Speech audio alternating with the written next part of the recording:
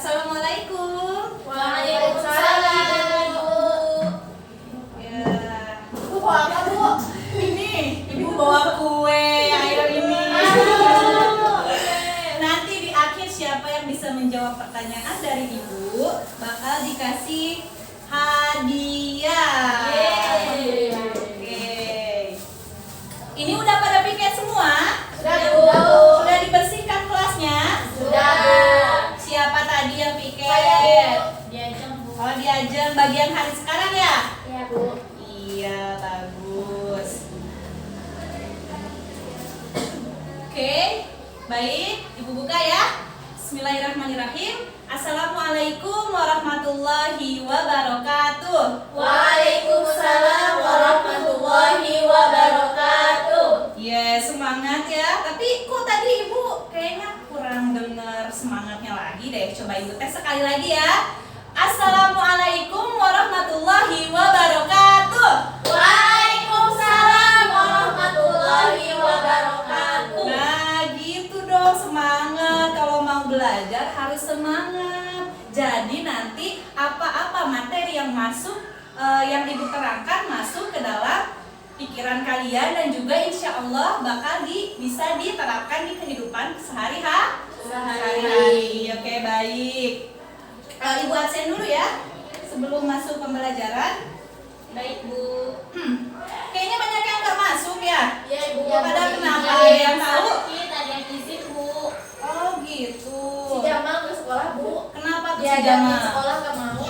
Iya, dia minggu kemarin juga pelajaran ibu nggak masuk. Nanti tolong dikasih tahu kalau ketemu ya. Iya, baik, Bu. Ya, baik, ibu absen dulu ya. Fatimah Az-Zahra ada?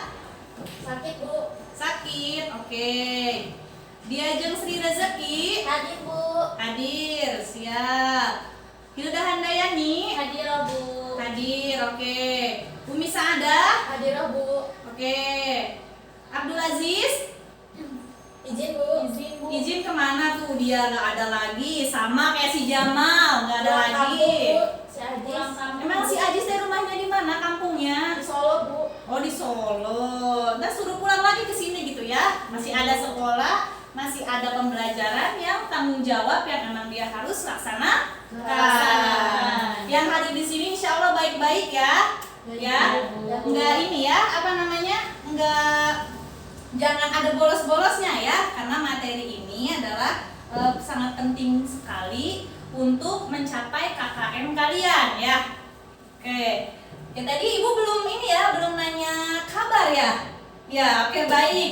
Ibu nanya ya kabarnya ya. Gimana kabarnya hari ini anak-anak? Alhamdulillah, Luar biasa.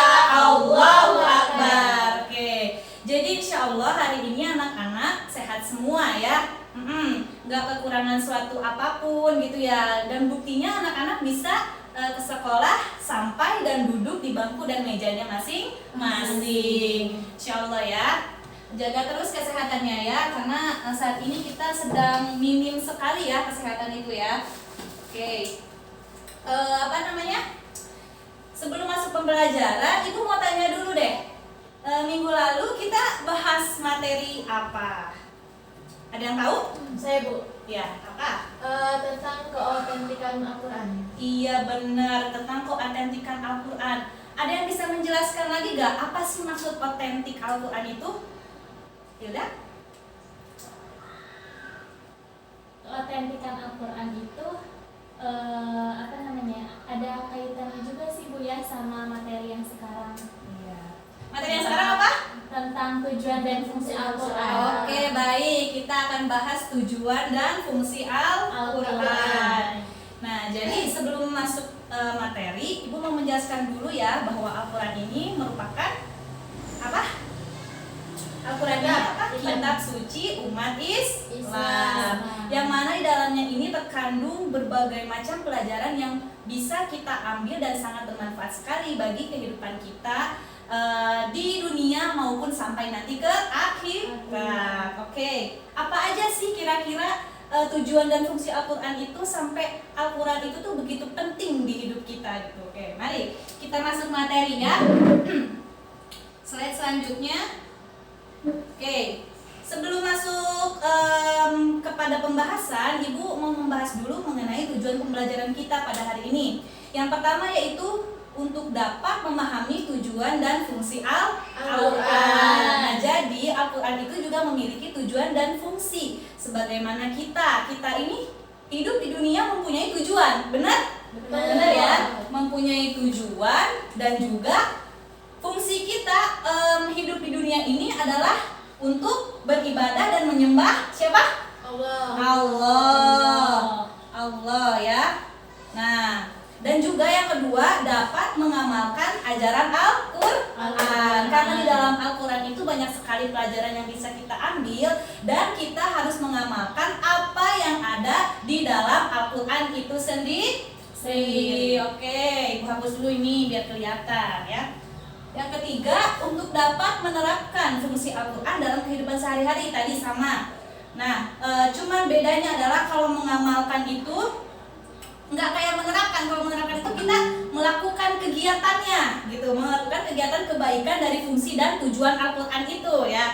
Oke, yang keempat dapat menyampaikan kisah orang yang menjadikan Al-Quran sesuai dengan tujuan dan fungsinya. Nah, jadi nanti di akhir ada soal mengenai kisah atau cerita orang yang suka mengamalkan Al-Quran, orang yang suka menjadikan Al-Quran sesuai dengan tujuannya itu apa. Nanti di akhir ada soal dan kalian harus mengisinya ya. Nanti Ibu kasih lembar soalnya. Baik, Bu. Ngerti ya? Iya, Bu. Sampai sini paham ya? Paham. Oke, tujuan pembelajaran kita pada hari ini. Oke, sebelum masuk ke situ kita main games dulu yuk. Biar nggak ngantuk ya, berhubung sekarang udah mulai siang. Biasanya anak-anak ini kalau siang suka ngantuk gitu ya. Oke, kita main ya. Permainannya itu adalah ini. Kalau Ibu bilang gajah berarti kalian pegang kepala. Ingat ya. Kalau Ibu bilang gajah, kalian pegang kepala. Kalau Ibu bilang kancil, kalian pegang pundak. Kalau Ibu bilang apa lagi? Kalian mau apa lagi? Binatangnya selain gajah dan kancil. Kelinci. Kalau Ibu bilang kelinci, kalian pegang kuping, gini ya. Gini ya. Kalau yang salah nanti mau dikasih hukuman enggak? Mau dikasih enggak? Oke, ya ini kita tes kefokusan aja. Biar semangat belajarnya mumpung berhubung udah siang gitu ya. Oke, baik ya. Diputar dulu dong tangannya. Ayo. Putar ya. Ayo 1, 2, 3 putar. Ayo. Putar pelan-pelan dulu dong. Ayo, agak kencengin dikit. Jangan kenceng banget. Kayak lagi goyang sepeda gitu ya. Lebih kenceng lagi. Ayo. Pegang gajah. Pintar, fokus ya lagi. Kencang, ayo goyes terus. Ayo fokus. Pegang kancil. Kencang. Siapa yang salah? Umi yang salah. Ya fokus, Mi. Ayo, nah Umi nih udah gak fokus. Benar ternyata kata Ibu ya. Kalau udah siang ini fokusnya menurun ya. Ya Ibu, ingat di rumah. Apa tuh di rumah ada apa tuh? Aduh, makanan ingat makan. Tapi nanti Ibu dapat ada reward makanan loh buat kalian. Dapat semua, Bu. Dapat insya Allah kalau yang bisa jawab. Kalau yang enggak ya nggak dapat. Siap, Bu. Siap ya? Oke. Daripada lama-lama, ntar makin ngantuk, makin salah fokus lagi. Kita langsung masuk materi selanjutnya. Nah, di sini ada peta konsep. Mana tadi spidol ini? Ada peta konsep. Ini anak-anak, ini adalah materi yang akan kita bahas pada hari ini. Yaitu ada 3 ya materinya ya. Pertama tentang kedudukan Al-Quran, yang kedua tentang tujuan dan fungsi Al-Quran, dan yang ketiga mengenai perilaku orang yang memfungsikan Al-Quran. Oke, siap. Selanjutnya. Nah, apa sih itu Al-Quran? Tadi pertama di awal kita udah singgung apa itu Al-Quran. Oke, Al-Quran atau Quran. sebuah kitab suci utama dalam agama Islam, yang mana umat muslim percaya bahwa kitab ini diturunkan oleh Allah kepada Nabi Muhammad SAW. Jadi Al-Quran itu merupakan kitab suci yang utama dan yang pertama dan utama dalam agama Islam. Nah, Al-Quran ini pula menjadi kitab penyempurna dari kitab-kitab yang sebelumnya. Nah, yang sebelum itu ada kitab apa aja? Taurat, benar. Ada Zabur, ada Injil. Terus, udah 3. Udah. Nah, itu adalah kitab-kitab yang diturunkan kepada nabi-nabi sebelum Nabi Muhammad. Yang tadi ada Injil. Injil diturunkan kepada Nabi siapa? Nabi Isa. Zabur kepada Nabi Daud. Taurat kepada Nabi Musa. Dan kitab yang paling sempurna, kitab sebagai kitab penyempurna agama-agama sebelumnya, agama dengan kitab-kitab sebelumnya itu diturunkan kepada Nabi Muhammad Sallallahu Alaihi Wasallam. Nabi Muhammad ini adalah nabi terakhir sebagai nabi pelengkap nabi yang sebelumnya, yang diutus oleh Allah untuk membimbing umatnya, yaitu umat yang diridhoi oleh Allah. Umat apa? Umat Islam sampai akhir hayat nanti. Dan juga barang siapa yang mengikuti jejak dan langkahnya, insya Allah akan bertemu kembali dengan beliau di surga nanti. Siapa yang mau ketemu sama Nabi Muhammad? Aku, Bu. Mau ya? Pasti semuanya mau dong. Semuanya sebagai umat Islam kita pastinya mau menemui Rasul kita ya. Rasul yang sangat dimuliakan. Saking dimuliakannya itu, nanti ketika kalian ya, insya Allah semua masuk surga ya, amin. Ketika kalian masuk surga nih, di pintu surga itu ada lafaz Allah, dan lafaz Rasulullah itu Nabi Muhammad ya. Nah, nanti kalian jadi kenapa di masjid-masjid itu sering ditempel atau ditaruh kaligrafi Allah bersebelahan dengan kaligrafinya Nabi Muhammad. Karena nanti di surga nanti ketika kalian masuk surga, jadi di pintu surga itu terpampang nama Allah dan juga nama Rasulullah. Jadi Nabi Muhammad itu merupakan kekasihnya Allah. Saking mulianya Rasulullah itu, jadi namanya itu sampai disandingkan di depan pintu surga. Tuh, Masya Allah sekali ya. Masya Allah gitu ya. Dan kita harus bersyukur anak-anak, karena Nabi kita, Nabi Muhammad ini adalah Nabi yang diutus oleh Allah, dipercaya untuk menurunkan Al-Quran. Dan Al-Quran itu adalah merupakan kitab suci umat Islam itu sendiri. Nah, selanjutnya coba amati gambar di bawah ini, kemudian berikan tanggapanmu. Kira-kira ini gambar apa? Ayo, ada yang tahu? Orang yang sedang mengaji.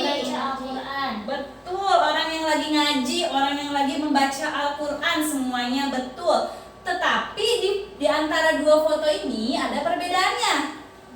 Iya, Apa perbedaannya yang bisa? Coba Ibu pengen yang jawab, Umi. Kalau yang sebelah kiri itu baca Al-Qur'annya bareng-bareng, Bu, banyak orang. Iya, benar. Dan yang sebelah kanan itu cuma sendiri. Oh iya, benar. Nah, pintar ya. Berarti kalian sudah bisa membedakan antara gambar satu dan gambar yang kedua.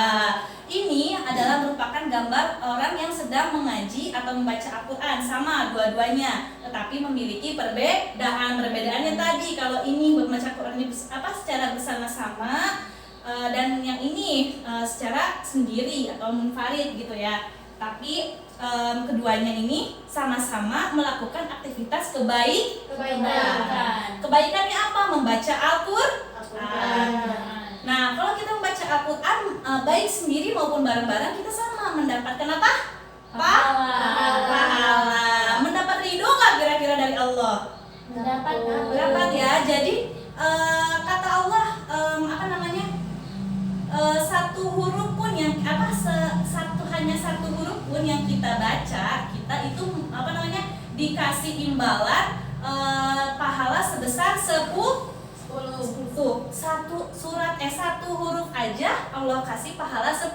Apalagi kita baca Quran itu secara banyak ya. Misalnya berapa ayat? Ada yang tahu nggak ayat di Al-Quran itu ada berapa? Berapa ayat dalam Al-Quran? Ada. Dari suratnya aja ada berapa? Surat Al-Quran ada berapa? Ijam? Diajak? Hilda? Lupa ibu. 114 dalam Al-Quran itu ada 114 surat. Ayatnya ada berapa? Ada yang tahu? 6.000 sekian ya. Ibu juga nggak tahu karena ada para ulama apa siapa gitu ibu lupa menyatakan pendapat ini berbeda-beda, tetapi di atas 6.000 ke atas di ayatnya ya. Hurufnya kalau ayatnya aja udah ada 6.000, hurufnya itu bisa jadi 32 juta lebih ya. Nah, kalian bayangkan ada orang yang sanggup menyelesaikan membaca Quran 1 hari khatam semuanya. Coba itu pahalanya sebesar apa, sebanyak apa? Ya, Masya Allah sekali ya. Jadi kita ini sebenarnya kalau mau berbuat kebaikan nggak usah bingung, nggak usah mau menutup dosa-dosa kita ini dengan apa, kita nggak usah bingung. Kita punya kitab Al-Quran yang bisa kita amalkan, yang bisa kita baca untuk dapat mengurangi dosa-dosa kita. Makanya kita sebagai umat Islam harus bersyukur dilahirkan sebagai orang Islam yang mempunyai kitab suci di antara kitab-kitab sebelumnya ini. Sebagai penyempurna dari kitab-kitab sebelumnya ini, kita harus bersyukur seperti itu ya, karena banyak sekali keberkahannya seperti yang telah dijelaskan oleh ibu tadi. Oke, slide selanjutnya. Nah, ini ada kedudukan Al-Quran. Kedudukan Al-Quran, ibu baca pengertiannya dulu ya. Al-Quran merupakan sumber pokok bagi ajaran Islam. Sebagai sumber pokok ajaran Islam, Al-Quran berisi ajaran-ajaran lengkap dan sempurna yang meliputi seluruh aspek yang dibutuhkan dalam kehidupan umat manusia, terutama umat Islam. Coba ibu tanya, ada apa aja sih dalam Al-Quran itu? Salah satu aja. Berapa? Isi yang dapat kita amalkan dalam Quran itu ada berapa? Coba sebutkan satu saja. Seperti kisah, Bu. Kisah, pinter banget Diajeng. Kisah apa? Kisah para nabi. Kisah para nabi. Berarti itu merupakan kisah umat terdahulu. Kisah umat terdahulu ya. Ada dalam Quran itu salah satunya ada kisah umat terdahulu itu kisah umat terdahulu itu yang dapat kita apa sih? Yang dapat kita ambil hikmahnya dari peristiwa atau kejadian di masa lampau ya. Banyak ya kejadian di masa lampau itu, selain dari kisah-kisah para nabi, ada juga para sahabat, ada juga para tokoh-tokoh lain yang emang kita nggak kenal di dalam kehidupan kita, tapi namanya ada di dalam Quran disebutkan gitu. Kayak contohnya siapa ibu lupa gitu, ada seseorang yang sangat baik gitu, begitu dimuliakan, padahal dia di dunia tidak terkenal, tapi namanya menggema di langit. Siapa itu kira-kira? Nabi Muhammad bukan, Bu? Siapa? Ayo, nah itu jadi teka-teki ya buat kalian. Nanti besok ada pelajaran ibu lagi, ibu tanyalah lagi. Nah itu ditulis ya. PR, Bu. Iya, PR ditulis. Ayo tulis. Nah seperti itu. Oke. Jadi kedudukan Al-Quran ini sangat begitu penting, apalagi bagi kita umat Islam.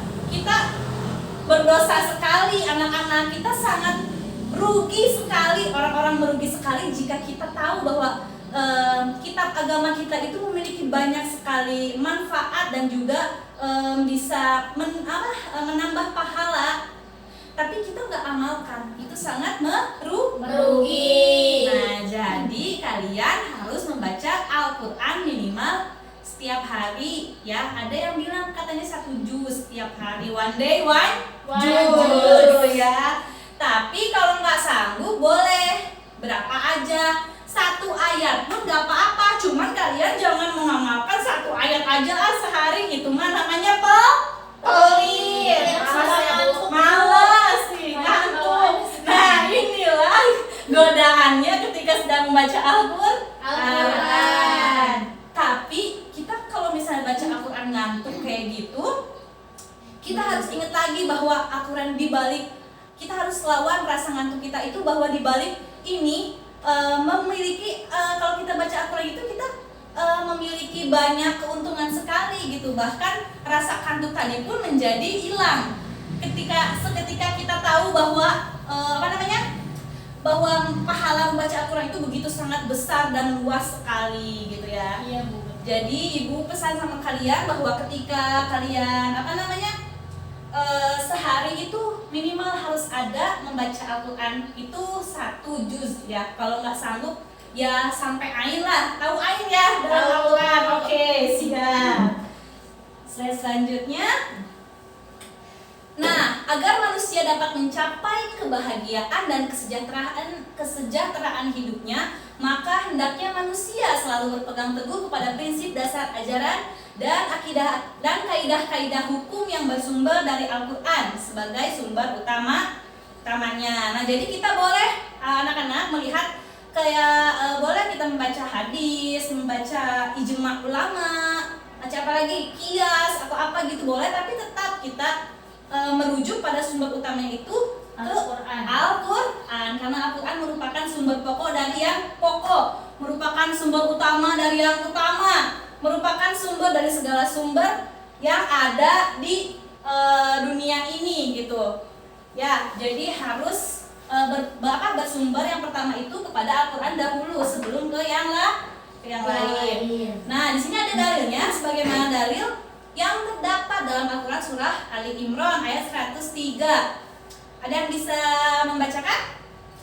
Ya, Hilda silakan. A'udzu billahi minasyaitonir rajim. Bismillahirrahmanirrahim. Wa'tasimu bihablillahi jami'an wa la tafarraqu.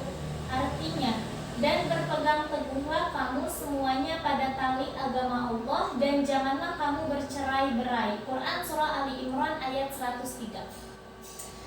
Iya, shadaqallahul azim.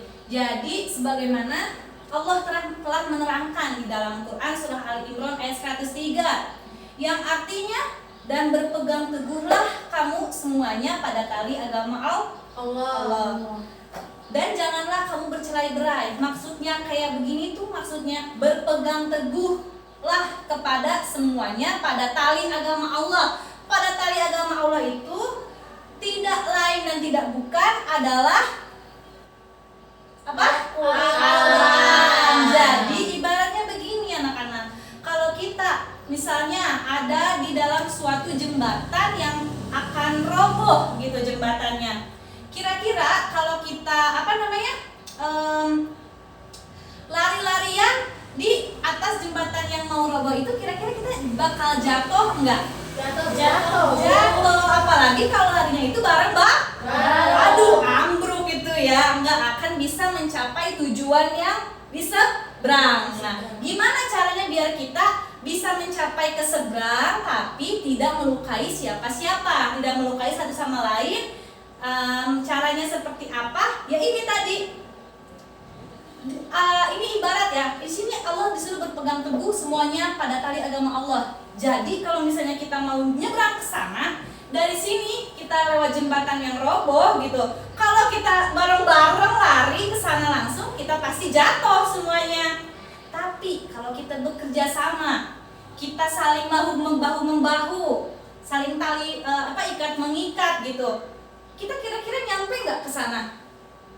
Nyampe. Caranya seperti apa? Bangun jembatan baru mungkin Bu.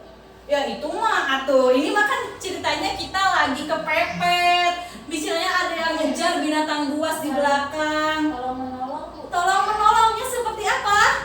seperti ada yang nyebrang dulu. Nah, baru ada yang dia. nyebrang dulu. Iya. Terus ketika ada yang nyebrang dulu satu ya gantian gitu. Jadi temannya nanti kalau misalnya nyebrang dipegang sama kita, pegang dulu sampai temannya itu pokoknya sampai lepas aja tangannya.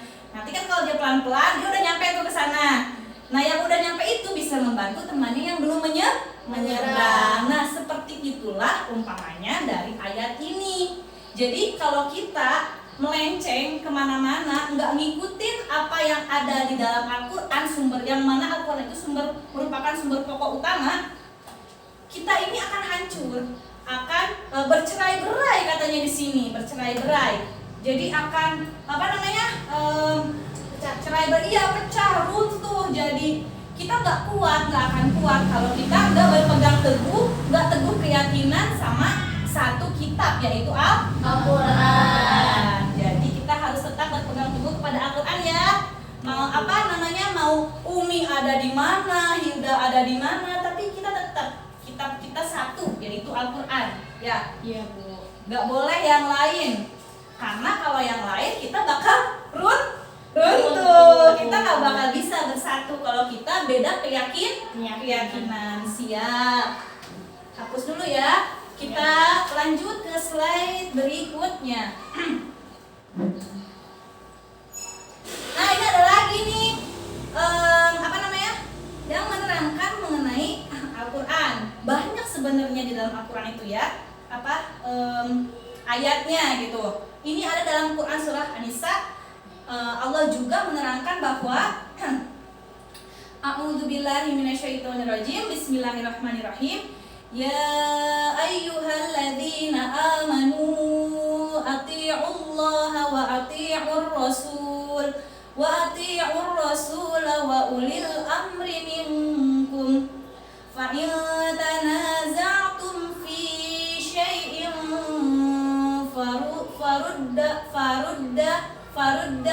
farud apa sih ini? Ada yang kelihatan nggak? Faruddu ya. Iya, Bu. Aduh, maaf ya mata ibu kurang lihat. Farudduhu ilallahi war rasuli in kuntum tu'minuna billahi wal yaumil akhir. Nah, ayat selanjutnya dzalika khairu wa ahsanu ta'wila.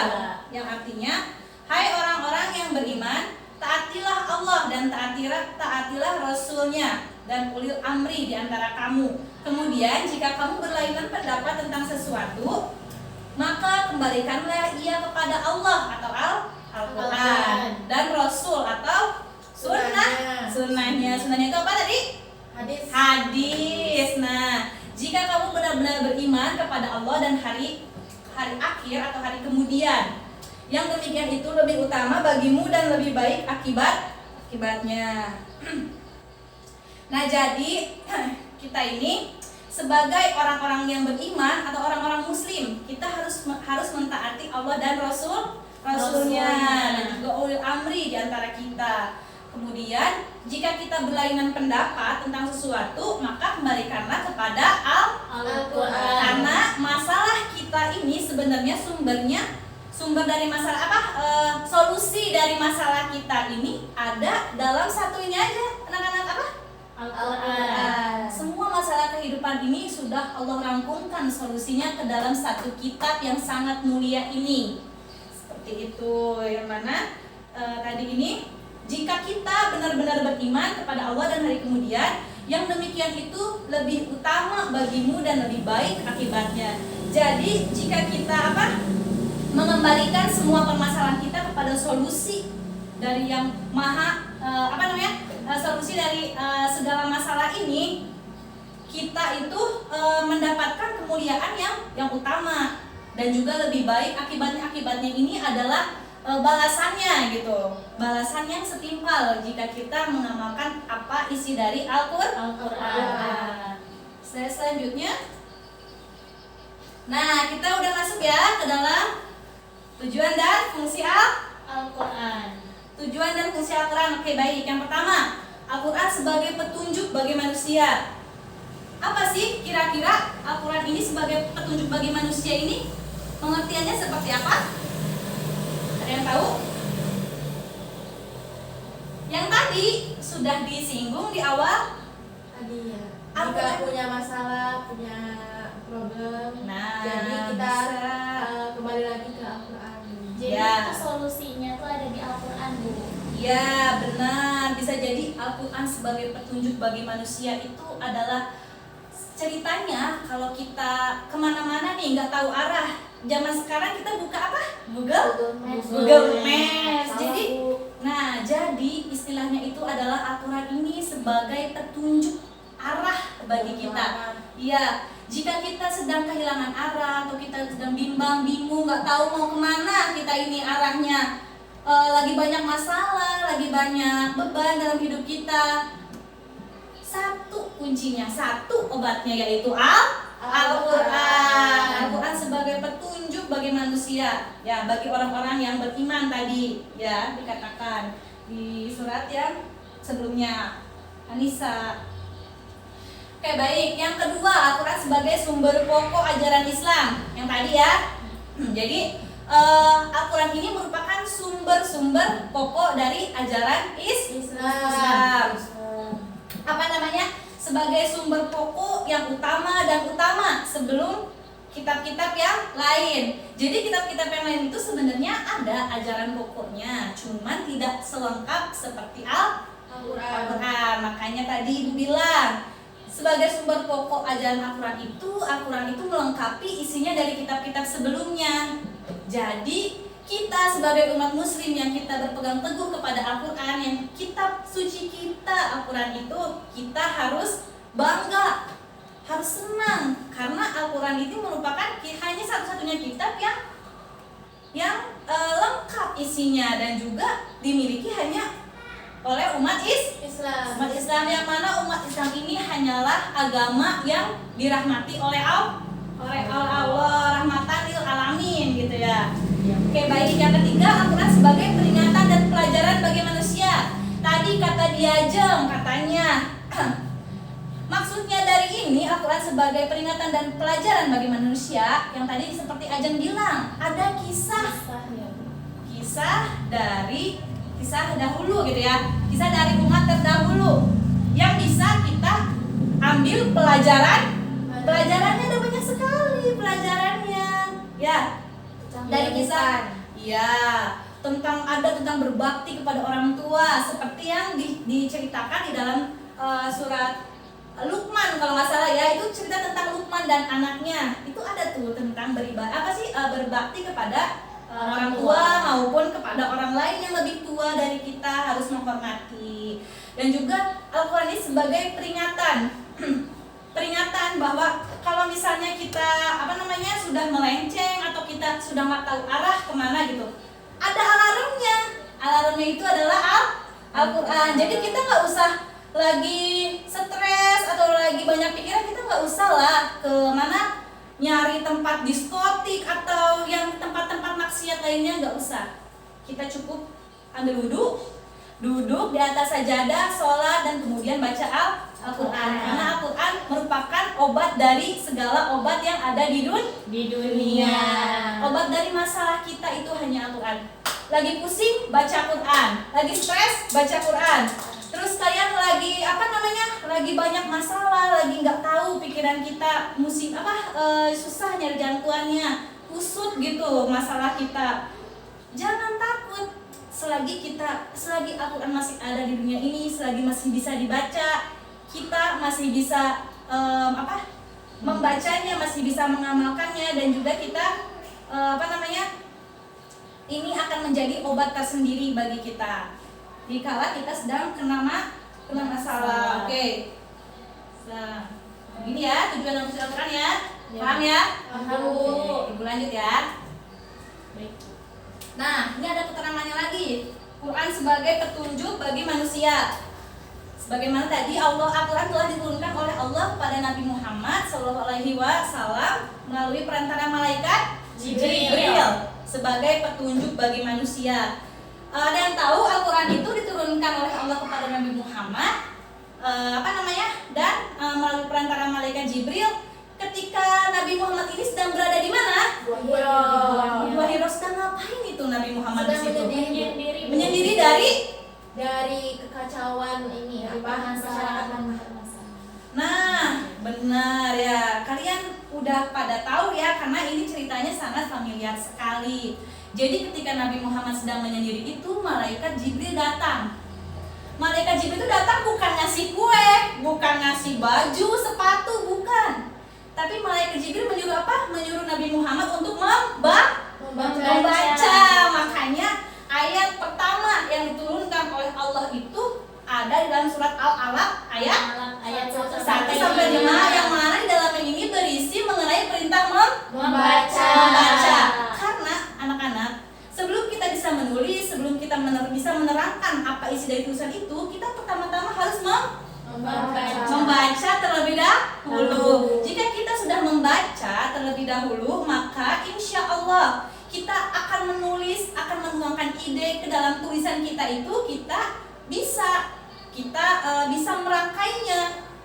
Jadi pertama-tama harus membaca dulu. Karena kalau kita nggak membaca, kita nggak bakal tahu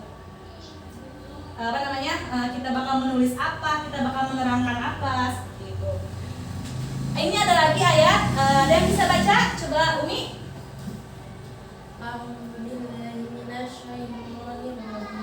Bismillahirrahmanirrahim.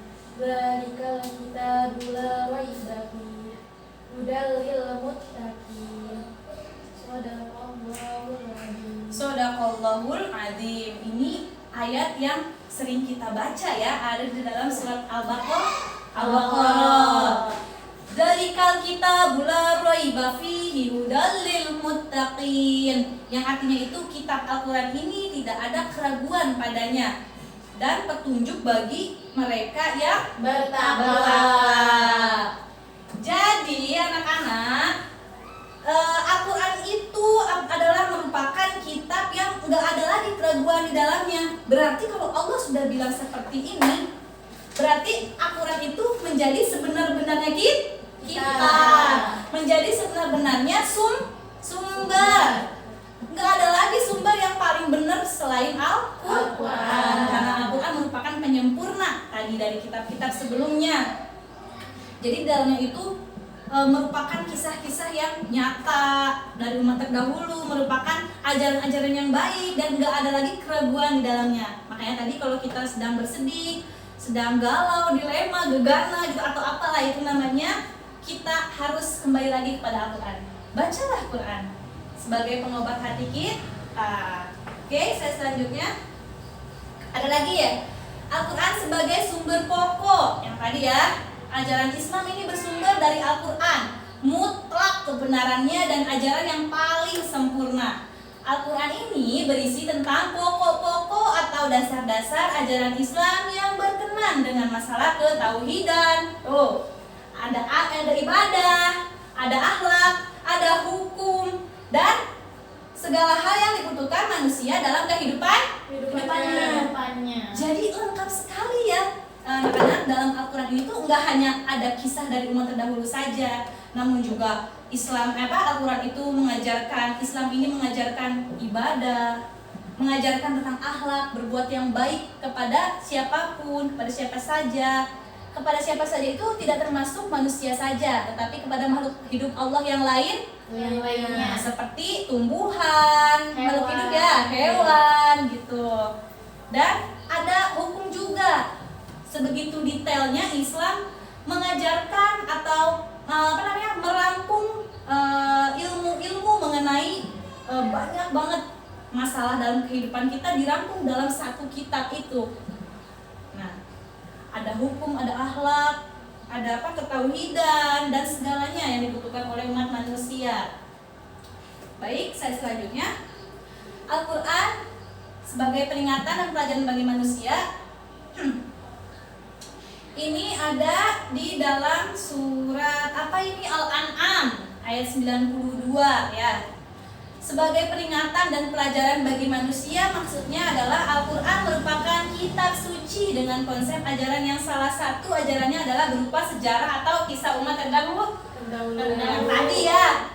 Jadi sebenarnya anak-anak, ketika kita belajar tentang mengenai pendidikan agama Islam, Mau kita belajar tentang pendidikan agama Islam, mau kita belajar tentang IPA, ilmu pengetahuan alam, mau kita belajar tentang sejarah IPS, atau itu mau belajar tentang hukum atau apa, semuanya itu, semua pelajaran itu telah tercakup dalam satu ajaran yang mulia, satu ajaran yang benar, yaitu ajaran pendidikan agama Islam. Dikupas semuanya, apa yang ada dalam problema kita, apa yang ada di dalam yang kita lagi sulit gitu, semuanya dibahas di dalam ajaran Islam. Makanya begitu mulianya ya. Seperti yang ada dalam surat Al-An'am ini, Ibu baca artinya aja ya. Dan ini atau Al-Quran adalah kitab yang telah kami turunkan yang diberkahi, membenarkan kitab-kitab yang diturunkan sebelumnya, dan agar kamu memberi peringatan kepada penduduk Ummul Qura atau Mekah dan orang-orang yang di luar lingkungannya. Orang-orang yang beriman kepada adanya kehidupan akhirat tentu beriman kepada Al-Quran, dan mereka selalu memelihara sembahyangnya. Jadi siapa saja orang-orang yang beriman kepada adanya kehidupan akhirat, adanya kehidupan adanya hal-hal gaib, termasuk Allah ya, Allah itu gaib ya. Adanya ini tuh mereka tuh selalu memelihara, pasti yang beriman kepada Allah dan juga Rasulnya dan juga beriman kepada kitabnya, pasti orang itu juga memelihara sholatnya.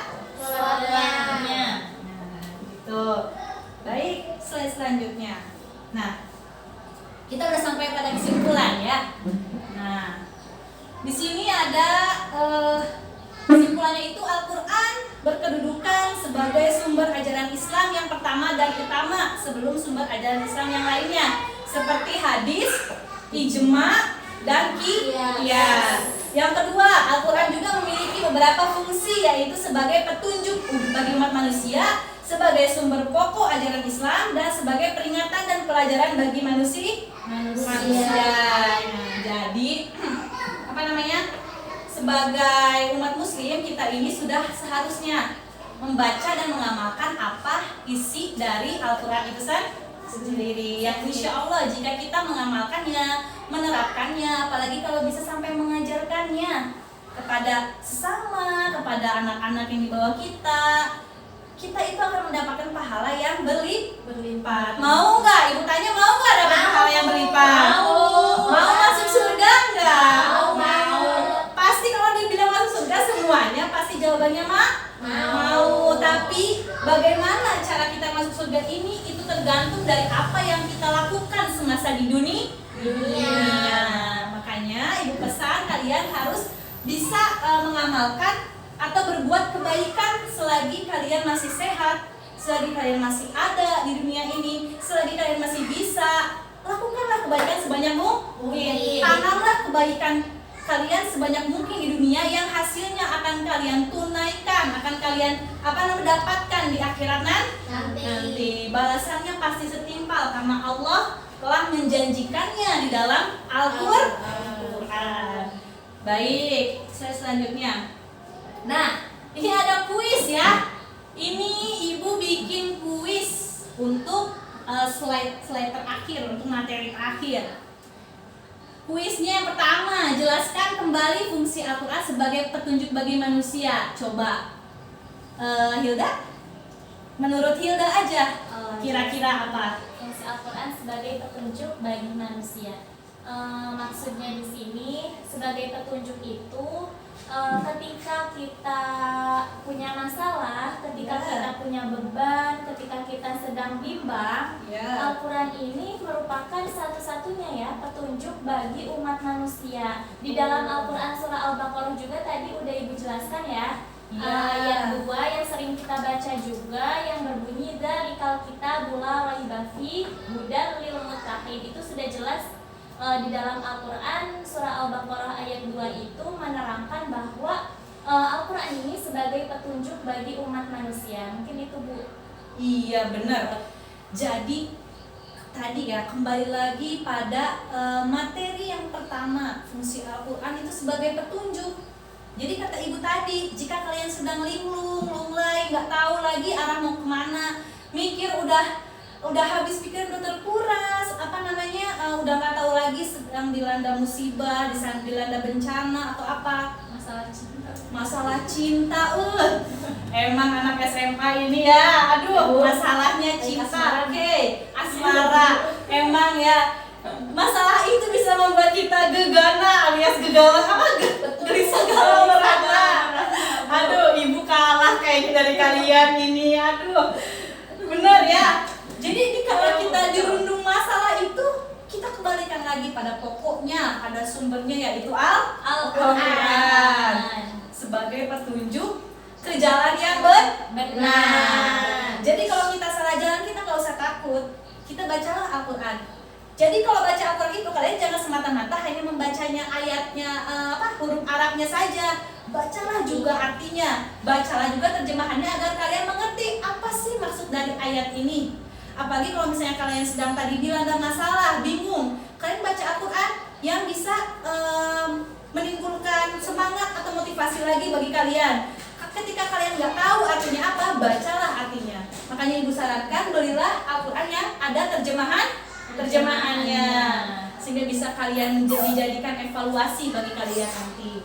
Yang kedua, coba Umi, ibu pengen tahu jawaban menurut Umi apa? Diulas lagi ayo yang tadi. Ya Ibu, jadi fungsi Al-Quran sebagai sumber pokok Islam itu artinya kan Al-Quran itu kan sebagai kitab umat muslim ya Bu. Jadi Al-Quran ini menjadi sumber ajaran, menjadi sumber pokok bagi setiap umat muslim. Nah, Al-Quran juga merupakan penyempurna dari kitab-kitab sebelumnya. Ajaran-ajaran agama ajaran-ajaran dalam Al-Quran ini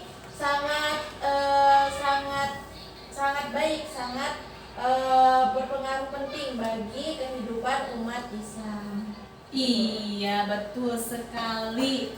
Jadi kembali lagi kepada fungsi Al-Quran sebagai sumber pokok ajaran Islam. Sumber pokok yang utama, yang pertama dan utama sebagai penyempurna dari kitab-kitab sebelumnya. Jadi sebagai sumber pokok ajaran Islam yang pertama dan utama, yang lengkap tadi ya, isinya ada tentang hukum, apalagi hukum, terus apa lagi? Ketauhidan, ada apa lagi? Akhlak, Bu. Akhlak, terus apa lagi? Ibadah. Tentang ibadah, pinter, apa lagi? Ingat nih, satu lagi tadi kata Adi aja. Kisah. Tentang kisah. Lima ini adalah dari lima ini. Masalah-masalah yang ada di dalam dunia ini, di dalam kehidupan kita ini tercakup semua dalam satu kitab, yaitu Al-Quran. Menjadi sumber pokok yang utama. Jadi kalau misalnya kita bingung nih tentang ajaran hukum, ketauhidan, akhlak, ibadah, kisah, semua yang ada di dunia ini, ajarannya ada lagi, kembali lagi ke dalam Al-Quran sebagai penyempurna dan sebagai sumber pokok dari kitab yang lainnya, dan juga dari yang lainnya seperti hadis, apalagi tadi ada ijma, ada qiyas, itu semua itu tidak terlepas dari Al-Quran. Sangat istimewa ya Bu ya. Sangat istimewa sekali, Masya Allah sekali. Jadi selain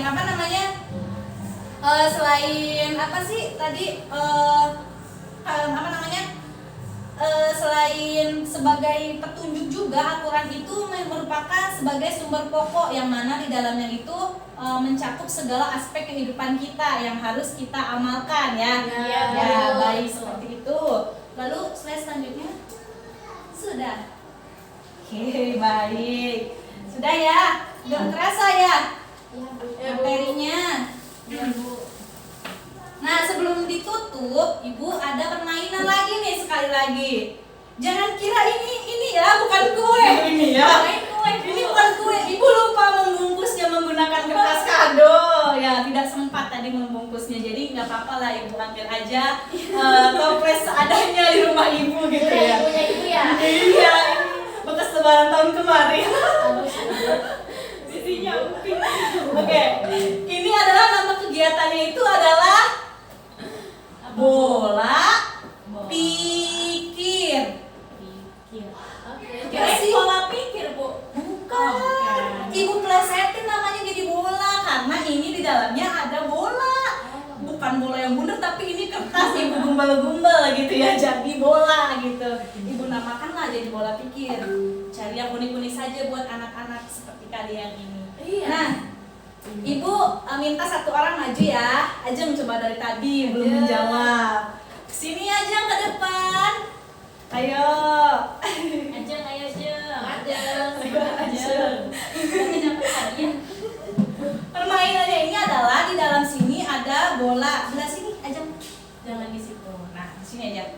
Jadi di dalam ini ada segumpal kertas. Apa ya? Yang kertas yang udah Ibu bulat-bulat menjadi seperti bola. Dan di dalamnya ini ada nama-nama lain dari Al-Quran.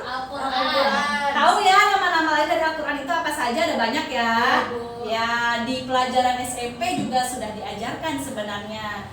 Ya, nanti Ajeng ambil satu bola di dalam toples ini dan kemudian Ajeng jelaskan menurut Ajeng mau panjang, mau lebar, mau sebentar gak apa-apa. Yang penting Ajeng bisa menyuarakan pendapat saya ini loh, Bu, gitu ya.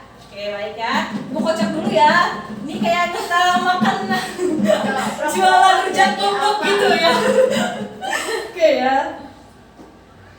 Ya, tungguin ya. Bukan kue ya. Ini bukan kue, ini cuma bukan. Tadi kan Ibu udah bilang ini cuma luarnya doang. Kue apa sih? Wadah kue, dalamnya kertas. Ajeng mau makan kertas? Enggak kan? Enggak. Ambil coba satu. Nih. Coba dibuka, Ajeng dapat apa isinya?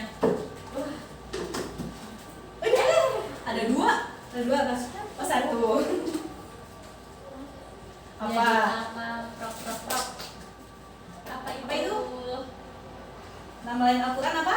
Al-Busyra, Yang artinya? gembira. Nah, sini Ibu boleh ambil lagi kertasnya. Coba Ajeng pengen Ibu pengen Ajeng menjelaskan apa sih dari arti kata lain Al-Busyra. Kata lain dari Al-Quran itu Al-Busyra yang berarti kabar gembira. Kira-kira menurut Ajeng Al-Quran itu sebagai kabar gembira itu apa sih maksudnya? Kalau menurut saya, surat Al-Busyra itu Ya, sebagai kabar gembira, Al-Quran sebagai kabar gembira berarti apa? berarti apa ya?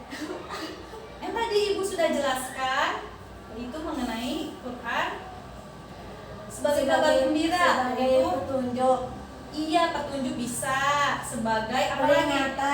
Peringatan dan juga Al-Quran itu sebagai sumber pokok. kabar gembira. Oh, iya. Itu berarti di dalamnya itu Al-Quran menjelaskan bahwa kepada kita sebagai umat muslim, umat manusia, bahwa siapa saja yang bisa mengamalkan dan bisa menerapkan isi dari Al-Quran itu mendapatkan pahala dan juga mendapatkan ridho Allah. Balasannya apa? Surga. Nah, itu yang dimaksud dengan Al-Busyra. Jadi kabar gembira bagi orang-orang yang bisa mengamalkan Al-Quran. Seperti itu. Paham ya? Paham. Nih, karena Ajeng udah berani maju, Ibu kasih hadiah. Hadiahnya itu Ibu kasih coklat. Suka coklat nggak? Suka, Bu. Suka. Oke, ini. Makasih, Bu. Yeay. Yeay, Ajeng boleh duduk kembali. Iya, sama-sama. Ada lagi yang mau maju? Umi, Hilda, mau maju? Maju, ayo maju. Ayo maju. Ayo, Ibu kasih satu lagi ya. Ibu kocok dulu ya. Ini udah kayak jualan rujak bubuk ya. Gak apa-apa ya. Ayo diambil satu. Ayo, bismillah. Hilda dapat apa nih? Nama-nama lain dari Al-Quran. Az-Zikr. Apa itu Az-Zikri? Pemberi peringatan. Nah, apa sih yang Hilda ketahui mengenai nama lain dari Al-Quran ini, yaitu Az-Zikri sebagai yang artinya pemberi peringatan. Kira-kira menurut Hilda gimana? Az-Zikr apa namanya tadi? Memberi Peringatan. peringatan ya. Memberi peringatan, ya. Memberi peringatan itu maksudnya tadi kan sudah Ibu jelaskan ya. Hmm. Al-Quran itu sebagai peringatan bagi Nah. manusia, itu maksudnya adalah ketika kita sedang mengalami kesulitan, ketika kita sedang mengalami masalah gitu ya, kita bisa membaca Al-Quran Nah, di dalam Al-Quran ini akan memberikan solusi, memberikan peringatan kepada kita agar kita menjadi ke jalan yang baik, gitu, Ya, jalan yang benar. menjadi manusia yang lebih baik lah. Iya, yang lebih baik bisa mengantarkan diri kita sendiri kepada jalan yang benar. Nah, ketika kita sedang maksiat juga Bu ya, Iya. kita bisa diingatkan di dalam Al-Quran. Iya, seperti itu. Benar ya? Benar semuanya ya? Benar. Ya, karena Hilda sudah berani menjawab dan berani maju ke depan juga sama. Hilda mendapatkan hadiah dari ibu, yaitu coklat. Sudah ya coklat ya? Sudah. Iya, ini buat Hilda. Makasih, Bu. Ya, tepuk tangan dulu. Terima kasih kepada Hilda dan juga tadi Ajeng yang sudah menjawab pertanyaan yang Ibu tanyakan dengan tanggapan sendiri gitu ya. Baik ya itu ya. Kita punya pendapat sendiri itu harus dikemukakan. Jadi nggak hanya terpatok dari materi yang Ibu kasih tadi, tapi kita juga bisa punya pendapat sendiri loh gitu. Yang penting nggak keluar dari syariat agama Islam. Nah, jadi kalian belajar mengeluarkan pendapat sendiri, mengeluarkan argumen sendiri itu sangat bermanfaat sekali, sangat berguna sekali dikala nanti kalian ada ditempatkan di suatu masalah atau problem, kalian bisa menjawabnya. Kalian sudah tidak ragu-ragu dan sudah tidak grogi untuk bisa menyuarakan, untuk bisa mengeluarkan pendapat kalian sendiri. Seperti itu ya. Iya, namanya Bu. ya. Oke. Sepertinya cukup ya pelajaran untuk hari ini. Sudah panjang lebar ya materi mengenai tujuan dan fungsi Al-Quran ya. Sebenarnya tidak hanya sebatas materi tadi saja. Jika kita membahas tentang Al-Quran itu maka akan panjang sekali waktunya ya. Tapi berhubung nanti akan lanjut lagi ke jam pelajaran selanjutnya, jadi kita akhiri saja dulu materi pada hari ini. Nanti dilanjut lagi pekan depan dengan materi yang baru ya, yang tentunya lebih menantang, lebih bisa semangat lagi kita untuk bisa menggali lagi ilmu dan menggali lagi materi yang baru, yang lain yang tentunya beda dari yang ini, dari yang sebelumnya gitu ya. Harus punya semangat belajar ya. Semangat belajar karena ilmu itu kita harus gali terus dari mulai kita lahir sampai kita meninggal gitu ya. Jadi ilmu itu harus kita ulang terus. Sebagaimana contohnya itu seperti kuda. Kuda itu kan kalau nggak diikat dia bisa lari, dia kabur dia kalau nggak diikat, karena kuda itu larinya kencang, susah kita ngejarnya. Begitu juga ilmu. Kalau ilmu nggak kita ikat, nggak kita genggam, nggak kita cengkram, maka ilmu itu akan hilang. Cara mencengkramnya adalah dengan belajar lagi gitu ya, diulas lagi materi, baca-baca lagi, banyak baca-baca. Dan juga jangan lupa cara mengikat ilmu yang paling ampuh itu adalah dengan ditulis. Karena kita ini manusia adalah fitrahnya itu pelupa. Kita ini sifat dasar kita ini lupa gitu manusia itu ya. Jadi apa-apa yang ilmu yang bermanfaat apalagi harus ditulis gitu. Jadi kalau kita lupa, kita bisa baca, kita bisa ingat, oh tadi ibu guru di sekolah ngajarin ini, harus aku amalkan. Coba tadi kalau nggak aku tulis, aku lupa gitu. Makanya biar nggak lupa ditulis. Tadi udah ditulis kan semuanya ya? Udah, Bu. Oke, siap. Paling udah SMA pasti mengerti ya. Kalau yang materi yang penting itu ditulis. Karena nanti selain diulas sama ibu, ada juga di dalam ulangan ya. Kita sebentar lagi mau UTS ya, persiapkan itu. Oke, baik. Sepertinya cukup saja ya materi untuk hari ini. Ibu cukupkan sampai di sini. Sebelumnya ada yang mau bertanya? Saya Bu. Apa? Boleh. Berarti Al-Quran itu selain penyelamat dunia, berarti penyelamat akhirat juga Bu ya? Iya, betul. Termasuk di Betul. alam barzakh ya? Betul sekali. Di alam barzakh itu kan di alam kubur ya? Iya. Ya, di alam kubur. Jadi gini maksudnya. Selain Al-Quran itu penyemangat kita sebagai obat asyifa ya, asyifa ya di dunia sebagai obat gegana tadi, gelisah dalam merana, gundah gulana gitu. Al-Quran juga bisa menjadi penyelamat kita di alam barzah, yaitu ketika kita membaca Al-Quran di dunia, maka Al-Quran ayat-ayat yang kita baca itu akan menjadi penerang di alam kubur atau di alam barzah tadi kata Diajeng. Jadi yang nantinya bakal menemani kita di alam barzah itu bukan orang tua kita, bukan pasangan kita, bukan teman kita, bukan sahabat kita, tapi apa? Bacaan-bacaan Al-Quran yang kita baca bisa menjadi penerang di alam kubur. Amal-amal kebaikan yang kita lakukan bisa jadi penolong dari siksa kubur. Seperti itu ya, Diajeng? Sudah paham? Oke. Dan nantinya juga bakal berguna juga di akhirat, karena nanti amalan baca Quran itu gede tadi kan pahalanya gitu ya. Oke, ada lagi yang bertanya?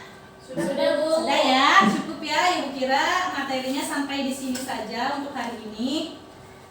Materi pekan depan adalah masih rahasia ya, Ibu belum mau ngasih tahu, jadi biar kalian semangat. Kalau misalnya dikasih tahu nanti udah tahu materi tentang ini, aku bisa googling, aku bisa searching gitu. Ibu nggak mau kasih tahu dulu, materinya masih rahasia biar kalian penasaran. Nanti kalau Ibu kasih tahu nggak ada yang mau sekolah dong ya. Udah ya, kita akhiri ya. Kita akhiri dengan sama-sama tadi membaca hamdalah ya. Ayo, alhamdulillah. Ada yang mau mimpin doa nggak?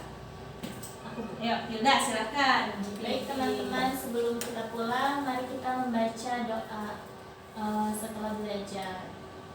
Bismillahirrahmanirrahim. Wal asri innal insana lafi khusri illal ladzina amanu wa amilus solihati wa tawasaw bil haqqi wa tawasaw bis sabri. Shadaqallahul azim. Assalamualaikum warahmatullahi wabarakatuh. Waalaikumsalam warahmatullahi wabarakatuh. Ibu lengkapi dengan membaca doa kifaratul majlis. Subhanallah wa bihamdika asyhadu an la ilaha illa anta astaghfiruka wa atubu ilaik. Iya, sama-sama. Semoga apa yang kita pelajari dan apa yang kita dapat di hari ini menjadikan berkah, mendapatkan berkah dari Allah dan juga dapat diamalkan dalam kehidupan sehari-hari. Tadi untuk melengkapi peta konsep yang terakhir, Ibu punya tugas buat kalian. Ini PR ya. Nanti dikumpulkan minggu depan. Seminggu depan di pelajaran Ibu ya, di pertemuan berikutnya ya. Ini dikerjakan di rumah mengenai. Jadi setelah kalian mempelajari tentang tujuan dan fungsi Al-Quran, maka amatilah atau lihatlah kalian orang-orang di sekitar, mau itu ibu boleh, bapak ataupun diri kalian sendiri. Jadi udah baca Quran itu perilakunya gimana, yang tadinya lagi stres, lagi sedih, sudah baca Al-Quran itu orang itu seperti apa? Apakah lebih tenang atau ada perubahan gitu. Kalau misalnya emang ada perubahan, berarti orang itu mencerminkan orang yang memfungsikan Al-Quran sebagaimana mestinya. Ya, harus diamati ya. Dua orang aja ya. Ya, Bu. Nanti Ibu kasih nilai, Ibu kasih paraf ya. Dan juga dikumpulkan ya. Ya, di pertemuan selanjutnya ya. Ya, tugasnya dikerjakan, jangan lupa ya. Oke.